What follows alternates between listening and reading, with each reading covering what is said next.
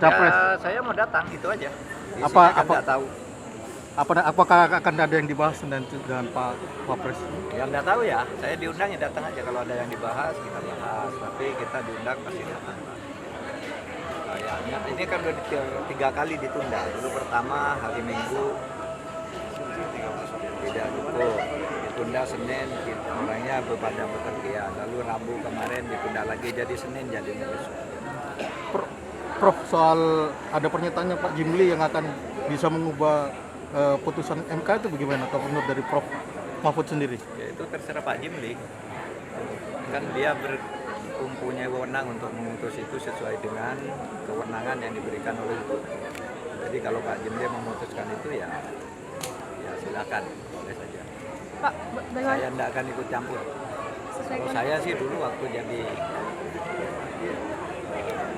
jadi majelis kehormatan Hakim MK, saya pernah memecat orang ketua MK, Pak Akil Muhtar.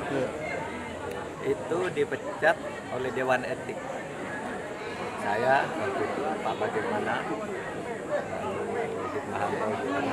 itu menyatakan pidananya biar jalan, kasus hukum administrasi pidana jalan, tetapi etiknya sudah jelas bersalah.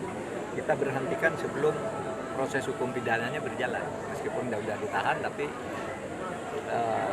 orang mengatakan itu kan pidana udah pasti dihukum, masa cuma dihukum? Tidak ada. Hukuman etik itu dijatuhkan sendiri, hukuman pidana dijatuhkan sendiri. Contohnya Pak Akil Muhtar, Pak Kiralis Akbar kan sudah pernah dilakukan. Jadi bisa memang kewenangannya itu gitu, tanpa harus mengaitkan dengan hukum yang lain. Kalau Majelis Kehormatan Mahkamah Konstitusi itu punya keyakinan harus dianggap itu sebagai pelanggaran etik yang benar. Kalau kita dulu waktu Pak Akil bukan pidananya karena dia UTT, bukan, tapi karena etikanya ketika memimpin, ya kan banyak sekali nampung uang melalui sekretarisnya, itu kan dipanggil sekretarisnya.